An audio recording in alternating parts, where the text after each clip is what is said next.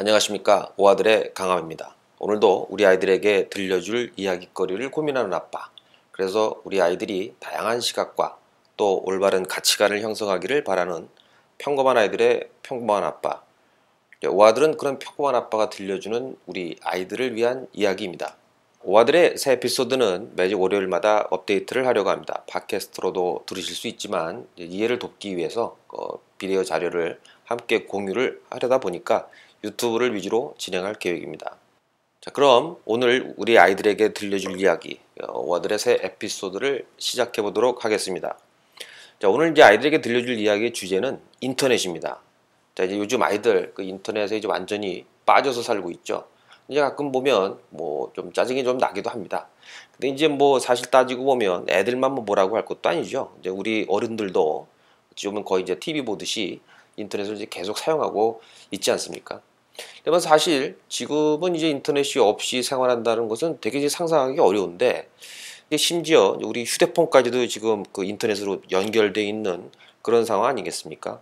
근데 이제는 우리에게 이제 너무나 자연스럽게 받아들여지고 있는 이 네트워크 환경이 사실 보면 한 20년 전만 해도 이게 상상하기도 어려운 그런 그 상황이었던 것 같습니다. 그래서 이제 오늘 이야기 주제를 제가 이제 인터넷으로 잡아봤는데요. 이제 무엇이 되었건 간에 이제 그것이 어떤 발전하는 단계를 한번 훑어보는 것은 뭐 나름 재미있는 것 같아서, 그리고 또 의미도 있고, 그래서 이제 인터넷을 주제로 잡아봤습니다. 또 사실 뭐 그래서 우리가 이제 역사 같은 것도 공부하는 거 아니겠습니까? 자, 이제 가볍게 이제 아이들하고 야, 뭐 니들 인터넷이 어떻게 시작한 건지 아니? 하면서 이제 그 자연스럽게 이야기 한 꼭지를 이용하실 수도 있을 것 같아서, 뭐 또 더불어 마침 제가 이제 이쪽 바닥에서 일을 하고 있다 보니까 뭐 그래서 이제 오늘의 주제를 인터넷으로 잡아보았습니다. 자, 인터넷, 이것은 이제 어찌 보면 그 하나의 어떤 혁명이라고도 평가받을 수 있을 것 같습니다. 여기서 이제 혁명이라는 단어는 그 전과 완전히, 그러니까 아주 완전히 다르다는 이제 그런 것을 의미하는 것이죠. 근데 이제 보통 우리 인류 역사에서 보면 여러 혁명들이 있는데, 그 중에 뭐 5.16 혁명이니 뭐 프랑스 혁명이니 뭐 러시아 혁명이니 뭐 이딴 것들은 이제 좀 국지적인 형태의 혁명이고, 어떤 인류 역사에 있어서 엄청난 혁명을 가져온 것들을 본다 그러면 뭐 농업혁명, 뭐 산업혁명, 이 정도를 들 수 있겠죠. 근데 이제 인터넷이야말로 이 정도와 어떤 비슷한 레벨에 같이 비교를 해봐도 뭐 전혀 꿀림이 없는 그런 규모의 혁명인 것 같습니다. 실제로 인터넷은 이제 그 전과는 완전히 다른, 이제껏 인류 사회에 없었던 엄청난 변화를 만들어냈죠. 생각해보면 불과 한 20년 전만 해도 뭐 외국 사람과 교류를 할 수 있는 수단을 한번 따져본다고 하면 그저 그냥 국제전화 한다든가 편지 보낸다든가 이 정도밖에, 그러니까 매우 제한적인 수단밖에 없었던 거죠. 근데 그러다가 이제 지금은 어떻습니까? 뭐 침대에 누워서 지구 반대편에 위치한 사람하고 실시간으로 뭐 채팅하고 얼굴 보면서 이야기까지도 할 수 있는 그런 상황이 됐죠. 또 그러면서 뭐 더불어 자료도 막 실시간으로 주고받고 뭐 이런 세상이 된 거죠. 근데 이것은 어떻게 보면 어떤 항공술에 발달하면서 만들어진 지구촌이라는 어떤 개념을 더욱더 현실화시켜주는 어떤 인류 역사의 커다란 혁명이라고 볼 수 있다는 겁니다. 자, 인터넷은 어찌 보면 어떤 인간이 발명해 놓고도 어느 정도의 파급 효과가 일어날지 이해하지도 못했고, 사실은 상상하지도 못한 어떤 최초의 발명품이 아닌가 한번 생각을 해봅니다. 그리고 이건 뭐 사실 뭐 순전히 제 생각이긴 하지만, 어찌 보면 역사상 어떤 최대 규모의 무정부주의의 어떤 전 세계가 하나로 되는 이런 어떤 실험까지도 가능하게 할 수 있는 그런 환경 자체를 좀 제공해 주는 게 아닌가, 이런 생각도 한번 해보게 됩니다. 자, 보십시오. 이제 뭐 싸이의 강남 스타일이 뭐 전 세계에서 이제 공감을 얻고, 그리고 저 미국 저 시골 구석에서 일어난 총기 사건 같은 게 뭐 거의 실시간으로 전 세계에 방송이 되면서 모든 사람을 격앙을 시키고, 그리고 이제 아프리카 애들이 막 굶어 죽는 상황 보고 전 세계에서 눈물을 흘리고, 이런 게 이제 가능한 시대가 되었다는 거죠. 더불어 뭐 지금 사실 보시다시피 뭐 제가 이렇게 방송식이나 하고 있는 거 보면 이 엄청난 그 변화가 왔다는 거를 뭐 공감하실 수 있을 것 같습니다. 사실 서로 다른 사람들과 커뮤니케이션 하는 것, 그것도 이제 아주 멀리 있는 사람과 대화한다는 것은 어찌 보면 인류가 그동안 끊임없이 추구했던 욕망 중에 하나였던 것 같습니다. 지금도 이제 사실 보면 저 멀리 이제 우주에 있을지도 모른다는 외계인과 연락해 보겠다고 뭐 우주선 날리고 전파 날리고 그러지 않습니까? 하지만 이제 인류 역사를 보면 그런 노력에도 불구하고 굉장히 오랜 시간 동안 아주 낮은 수준의 어떤 커뮤니케이션에서 머무를 수밖에 없었던 것이 뭐 현실이죠. 사실 이제 편지 정도에 머물렀던 이런 커뮤니케이션 수단이 본격적으로 발달한 것은 언제부터일까요? 그것은 바로 전기의 보급 이후였던 것 같습니다. 어떤 전신과 초기 어떤 전화 서비스는 커뮤니케이션의 수준을 급격히 이제 고도화시켰는데요. 이 전화 같은 커뮤니케이션 방식을 보통 이제 서킷 방식 통신이라고 얘기들을 합니다.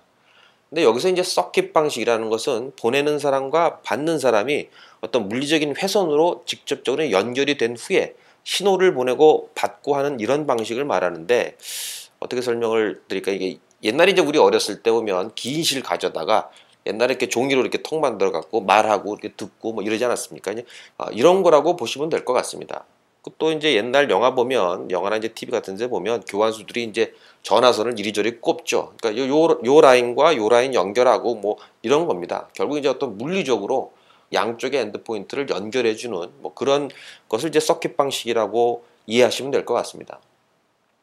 근데 어쨌든 여기서 왜 제가 인터넷을 얘기하자고 하면서 갑자기 이제 전화 얘기냐 하실 수도 있는데, 바로 이 인터넷이라는 것이 이런 그 서킷 방식의 통신의 어떤 단점을 보완하기 위해서 방법을 찾다가 만들어졌기 때문입니다. 근데 이제 여기서 인터넷의 이제 기술적인 내용까지 제가 다루면 이제 너무 길어지니까, 그건 이제 관심 있는 분만 따로 찾아보시거나 저에게 이제 뭐 따로 뭐 메일을 보내신다고 하면은 뭐 제가 또 아는 범위 내에서 설명을 드리도록 하겠습니다. 또 어쨌든 이제 뭐 다들 예상하시고 계시겠지만 인터넷이 처음 등장한 것은 바로 미국입니다.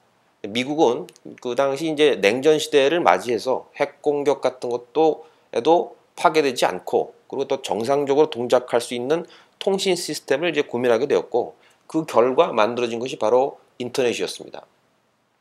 근데 이 연구는 그 당시 이제 미국의 고등연구계획국이라는 곳에서 진행했는데, 이제 영어로 얘기하면 Defense Advanced Research Project Agency, 줄여서 이제 뭐 달파라고도 불렀습니다. 그 후에 이제 앞에 디펜스가 떨어져 나가면서 아르파라고 이제 많이 불렸죠. 그래서 이 알파에서 만든 그 네트워크가 어떻게 보면 바로 이제 인터넷의 가장 시초가 이제 되는 겁니다.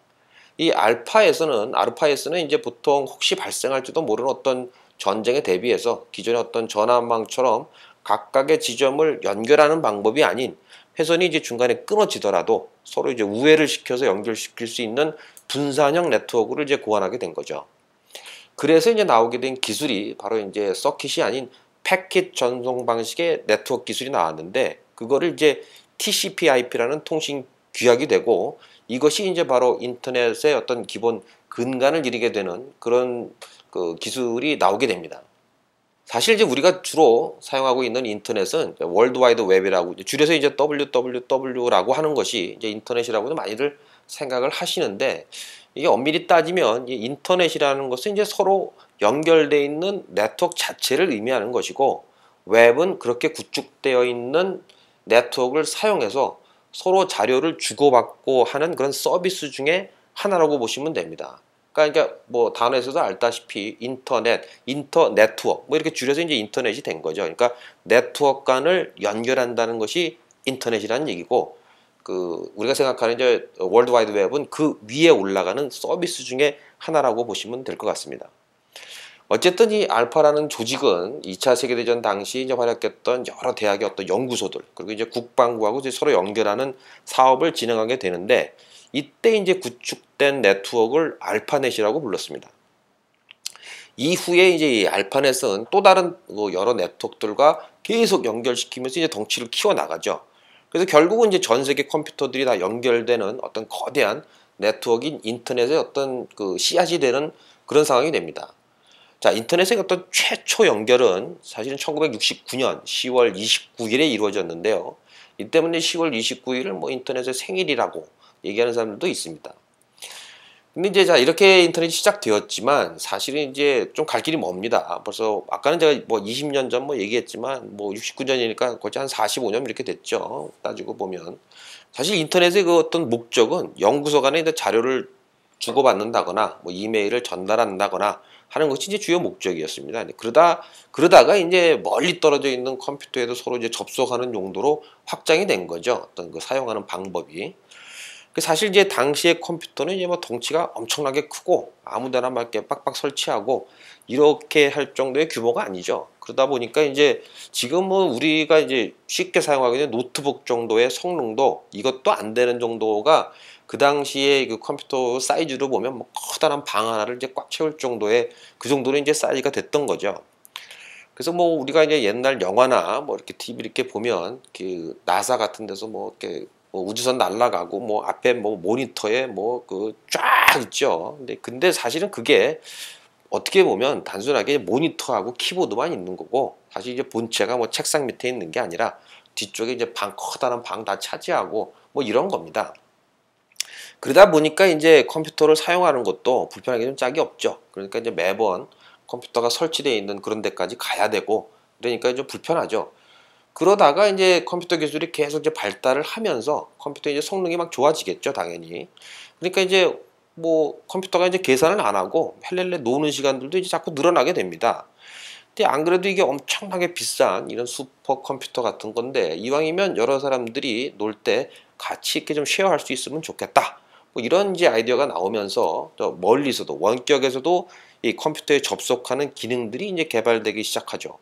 이게 바로 이제 텔넷이라는 이제 프로그램인데 이 컴퓨터를 이용해야 하는 어떤 연구자들이 텔넷을 통해서 슈퍼컴퓨터나 이런 다른 컴퓨터에 접속해서 필요한 작업을 할 수 있는 게 이제 이 기술이 나왔기 때문에 가능하게 된 것입니다. 그래서 이것을 위해서 1986년도에 미국 그 국립과학재단에서 미국 내에 설립된 5개의 어떤 슈퍼컴퓨터 센터를 서로 연결하는 이제 네트워크를 구축하게 되는데 이게 바로 이제 현대 그 인터넷의 근간망, 다시 말하면 이제 백본이라고 그러죠. 백본을 이루게 됩니다. 사실상 어떻게 보면 이제 실질적인 인터넷이 구성되기 시작한 거가 이 시점이라고 보는 게 맞을 수도 있을 것 같습니다. 근데 물론 처음에는 이제 상당수가 이제 군사적인 목적으로 이제 사용되었는데 또 이제 그 가치를 깨달은 이제 민간에서 계속 이제 참여를 하게 되죠. 그러면서 규모는 이제 계속 기하급수적으로 이제 늘어나게 되는 그런 상황까지 가게 되죠. 그때 당시에 그래서 나온 얘기가 이제 정보 고속도로 뭐 이런 용어도 사실은 이때쯤 미국에서 처음 이렇게 그 사용하게 된 그런 단어라고 합니다. 자, 그럼 여기서 우리나라 얘기를 한번 잠깐 해보도록 하겠습니다. 한국은 1982년도에 서울대학교하고 한국전자통신연구원 사이에 전화선을 통해서 연결하는 네트워크가 생기는데 그게 바로 이제 한국 최초의 인터넷이라고 알려져 있습니다. 여기서 이제 우리가 주목할 점은 바로 이 인터넷 기술은 미국에서 이렇게 가져온 것이 아니라 문자 그대로 우리나라가 직접 개발했다는 사실입니다. 어떻게 보면 전 세계로 따져도 미국 다음으로 2번째로 개발한 나라가 우리나라인 거죠. 사실 이제 당시 미국은 네트워크 기술을 이제 국가 보안 등급으로 취급했기 때문에 외국에 이제 공개하지 않는 기술이었습니다. 그러니까 뭐 사실은 어떻게 보면 들여오고 싶어도 사실 이제 들여올 수가 없는 그런 상황이라고 이해하시면 될 것 같습니다. 근데 여기에서 이제 등장하는 사람이 바로 이제 그 전길남 박사라는 양반인데 1970년대 한국이 이제 겨우 테레비 뭐 좀 만들고 뭐 이럴 때쯤에 이제 미국에서 공부하시고 미국 연구소에 있었던 전길남 박사가 이제 애국심 하나 가지고서 한국은 이제 돌아오게 됩니다. 그러면서 이제 국립연구소에 들어가시게 되죠. 당시 이 양반이 이제 몸담고 있었던 연구소의 목표는 컴퓨터를 만드는 것이었죠. 근데 이제 막 수출 한국 막 부르짖고 뭐 이런 시대다 보니까 뭔가 이제 해외에 수출할 수 있는 그런 상품을 만드느라 전 국민들이 불탔던 뭐 그런 때였던 거 아니겠습니까? 근데 이제 미국에서 이런 어떤 네트워크의 가능성을 딱게 감을 잡으시고 이 양반이 전길남 박사가 컴퓨터를 만드는 것보다 차라리 네트워크 기술을 개발하자 하는 이제 아이디어를 내게 됩니다. 근데 이런 전 박사의 그 네트워크 연구가 사실은 뭐 당장 돈이 되는 것도 아니고 뭐 이렇기 때문에 사실 이게 투자가 들어오거나 이런 턱이 없었겠죠. 그렇지만 이제 이 전길남 박사는 이 네트워크에 대한 투자가 결국은 한국의 어떤 정보통신 경쟁력을 결정할 것이라는 이제 믿음을 갖고 끊임없이 연구해서 마침내 1982년도에 앞서 말씀드린 그 한국 최초의 네트워크를 개설하는데 성공을 하게 됩니다. 이 이후에도 사실은 뭐 난관이 많이 있었는데 그 네트워크를 이제 확장하기 위해서 이제 여러 가지 그 네트워크 장비들이 필요하지 않겠습니까? 근데 이제 이런 장비를 만들 수 있는 나라가 그 당시에 미국밖에 없었던 거죠. 근데 이제 미국은 그걸 이제 군사 보안이다, 뭐다 이렇게 하면서 해외 수출을 전격적으로 막았습니다. 사실 이제 지금도 뭐 핵 관련 기술이니 뭐 많은 기술들이 그런 식으로 보호받고 있는 게 사실이죠. 그래서 뭐 중동 국가 이런데 어떤 것들은 우리가 쓰고 있는 것들도 수출도 못하고 그런 경우들이 그런 상품들이 많이 있죠. 근데 이제 이분이 대단한 것이 여기에 굴복하지 않고 필요한 그 네트워크 장비의 기능을 대체할 수 있는 소프트웨어를 만들어서 마침내 이제 미국의 기관망하고 연결을 시키는데 성공을 하게 됩니다. 아, 이거 감동적인 얘기입니다. 근데 이제 미국 쪽에서 보면 그야말로 이거 뭐지? 하게 된 거죠. 근데 그 이후에 이제 어떤 미국의 인터넷이 전 세계에 이제 오픈되기 시작했으니까 사실 이제 인터넷이 전 세계에 이제 공개되고 공유된 이런 배경에는 어찌 보면 이 정길남 박사의 공로가 엄청나다고 볼 수 있을 것 같습니다. 왜냐하면 이제 미국 입장에서 보면 어차피 이제 뭐 뚫린 거 뭐 돈이나 벌자 뭐 이렇게 결론이 났겠죠. 이후에 한국의 어떤 성공의 이런 성공에 이제 자극받은 아시아의 이제 많은 나라들이 우리나라로부터 기술을 배워서 자국의 인터넷을 보급하기 시작했고, 그리고 이제 정길남 박사께서는 지금도 이 분야에서는 사실 뭐 엄청나게 유명하신 분입니다. 그리고 이제 그분의 이제 많은 제자들도 현재 이제 국내 인터넷 산업에서 실제로 현업에서 많은 공헌들을 하고 있는 게 사실이죠. 자, 이제 어쨌거나 이제 인터넷상에서는 이제 서로 연결하기 위해서는 이제 IP라고 불리워지는 이제 마치 주소 혹은 뭐 전화번호 같은 정보가 이제 필요하고, 이거는 사실 뭐 전 세계에서 유일한 그 숫자이기 때문에 사실 뭐 대충 내 맘대로 이렇게 아무렇게나 이제 번호를 따고 이렇게 할 수 있는 것은 아닙니다. 실제로 이제 한국 내 서버에 전 세계에서 통용되는 그런 이제 IP를 할당받는 것은 이게 이제 1986년도 이때가 이제 처음이었고, 결국 이때가 사실상 어떻게 보면 한국이 전 세계 인터넷에 편입되는 시점으로 보는 게 맞을 것 같습니다. 길게 봐도 뭐 30년이 채 안 되죠. 하지만 이제 이때도 일반 사람들이 이제 인터넷을 쓴다는 것은 되게 어려운 얘기고, 뭐 대학, 뭐 국제연구소 이런 데서만 이제 제한적으로 사용되고 있었습니다. 이게 아마도 한 90년대 중반까지도 아마 이런 분위기가 계속 유지되었던 것 같습니다. 아무튼간 이제 다시 본론으로 돌아가서 초기에 이 알파넷의 정신은 사실 이제 여러 연구기관들을 연결해서 서로 이제 의사소통을 하는 것도 있었지만, 사실 이제 이들이 갖고 있는 어떤 그 자원들을 이제 서로 공유하자는 것도 중요한 목적 중에 하나였죠. 어떤 이제 공유를 통해서 훨씬 더 그 높은 가치를 창출할 수 있고, 또 이러한 이제 협력을 통해서 어떤 이제 커다란 성과를 얻을 수 있다는 것을 이제 2차 세계대전 등을 통해서 이제 경험했기 때문에 이를 이제 전시가 아닌 어떤 보통시에 항상 쓸 수 있게끔 상시화하고 싶었던 것 같습니다. 이 네트워크를 통한 이제 정보의 공유와 또 커뮤니케이션의 가치를 깨달은 사람들은 뭐 대학교 또 뭐 연구소에서 이제 인터넷을 접속하거나, 그게 뭐 힘든 경우에는 계정이라도 얻어갖고 네트워크에 접속하고 뭐 이렇게 이제 시작을 하게 됐죠. 이때 이제 집에서나 뭐 대학에서 이렇게 연구소의 시스템에 접속할 수 있는 그런 장치가 바로 모뎀이라는 장비입니다. 모뎀은 이제 구리로 된 전화선에 통신 신호를 이제 보낼 수 있는 그런 장치인데, 아마도 지금 한 40대 정도라면 이제 한 번쯤 그 사용해 보신 기억이 있을 것 같습니다. 그래서 뭐 이렇게 삐삐 끼 하는 소리와 함께 이게 연결되고 뭐 그랬던 거 있지 않습니까? 마침 더불어서 이제 PC의 가격이 이제 대폭 저렴해지고, 그 당시에 집집마다 이제 컴퓨터들이 이제 막 들어가게 되죠. 그 중에서 이제 네트워크에 많은 관심을 가진 뭐 일부 사람들이 자신의 PC에다가 게시판 서버를 이제 만들게 됩니다. 그러고서 이제 네트워크를 이제 구성하는 그런 시도를 이제 자꾸 하게 되죠.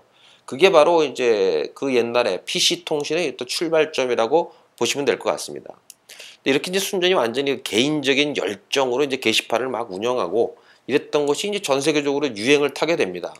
그러면서 이제 가장 최고조에 달했을 때 미국에서만 한 6만 개가 넘는 이런 게시판 운영자가 있었고, 누가 이제 네트워크라고 말하면 이거 게시판 서비스구나 라고 생각할 정도가 이제 되어버렸죠. 근데 이렇게 활성화된 전자 게시판이 서비스가 당연히 전 세계로 이제 퍼지게 되고, 이게 뭐 이거 돈 될 것 같은데 하고 생각해서 기업들이 이거를 이제 상용화를 이제 하게 됩니다. 이런 서비스 중에 하나가 이제 그때 우리나라에서 만들어진 것이 이제 바로 하이텔, 뭐 천리안, 유니텔 뭐 이런 것들이죠. 이제는 뭐 그때를 아십니까? 뭐 이런 프로에서나 볼 수 있는 뭐 그런 것 같긴 하지만 이런 PC 통신의 서비스는 사실 이제 개인 차원에서 운영하던 게시판들을 대규모로 이렇게 다 모아놓은 그런 서비스라고 보시면 될 것 같습니다. 그래서 이제 대부분 그 당시에 이제 문자 기반의 자료들의 위주였고, 뭐 특별히 이제 그림, 뭐 음악, 뭐 이런 파일을 주고 받으려면 이제 그 업체에서 제공하는 어떤 전용 프로그램을 사용해야만 하는 그런 상황이었었죠. 사실 지금 비교해 보면 이게 상당히 불편한 얘기인데, 지금 그 당시로 생각을 해보면 이게 뭐 엄청난 정보의 바다였기 때문에 당시로는 이제 뭐 엄청난 충격으로 다가왔죠, 많은 사람들한테.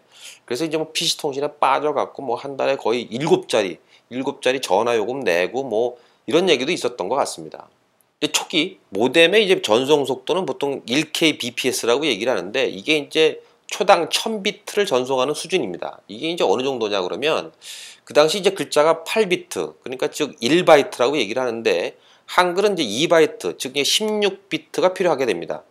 그러니까 초당 영문자는 한 128자, 그리고 한글은 64자가 이제 찍히게 되는데, 그러니까 이제 초당 한 줄 반 정도가 찍힌다고 보시면 될 것 같습니다. 그러니까 이제 당연히 옆으로 이제 글자가 이렇게 찍히는 게 보일 정도라고, 그 정도의 속도라고 이해하시면 될 것 같습니다.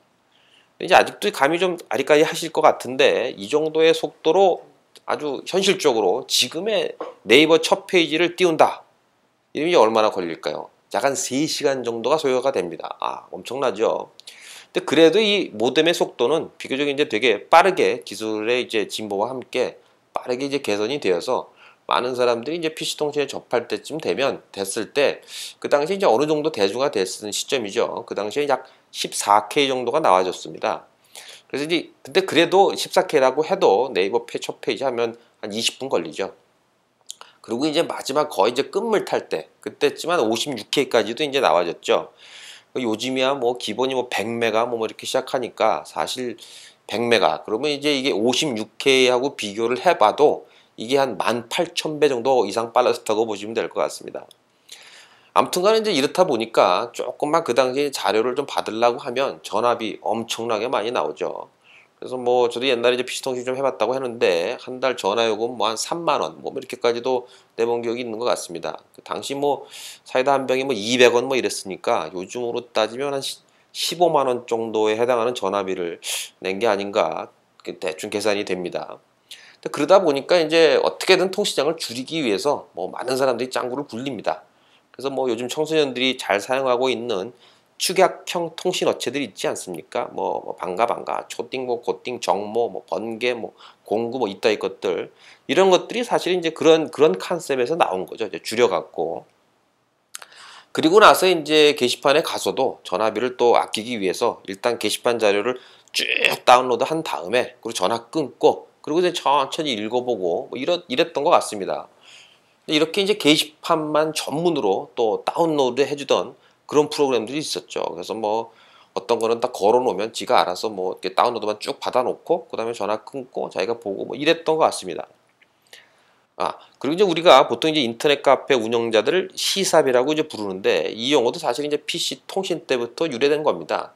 사실 이제 시스템 오퍼레이터의 약자인데, 이제 과거 이제 게시판 하나를 개인이 이제 운영할 때 자기 스스로를 이제 시스템 운영자라고 이제 부르는 것이, 이걸 또 축약적으로 짧게 얘기해서 게시판 운영자, 그리고 이제 뭐 동호회 운영자, 이런 거를 시삽, 이렇게 이제 부르게 된 거죠. 어원 자체가. 그런데 지금도 네이버나 이제 다음 같은데 이제 포털 게시판을 보면 일단 제목이랑, 그리고 글쓴이 조회수, 뭐 요거만 딱 보이는 목록이 먼저 나오고, 그 글을 읽으려면 제목을 클릭해서 이제 들어가는 그런 구조를 갖고 있죠. 이것도 이제 사실 어떻게 보면 처음부터 이제 많은 데이터를 보낼 수 없었던 어떤 PC 통신의 어떤 서비스의 스타일을 그대로 이제 이어받은 것이라고 볼 수 있습니다. 이 PC 통신을 통해서 이제 슬슬 이제 대중들이 이제 인터넷의 가능성을 이제 조금씩 실감하기 시작할 때, 이 엄청난 기술이 튀어나오게 되는데, 이것이 바로 이제 월드 와이드 웹, 줄여서 이제 웹이라고 부르는 그런 기술입니다. 이 웹이 나오면서 사실 이제 인터넷은 한층 더 차원이 높게 엄청나게 이제 발전을 하게 되는데, 이 이야기는 잠시 쉬었다가 그 다음 편에 들려드리도록 하겠습니다. 그럼 다음 시간에 뵙겠습니다. 오아들의 강함이었습니다. 감사합니다.